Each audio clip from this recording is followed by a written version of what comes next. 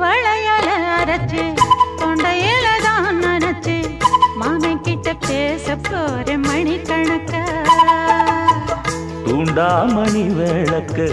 தூண்டி விட்டு எரிய வச்சு ஓ முகத்தை பார்க்க போற நாள் கணக்கா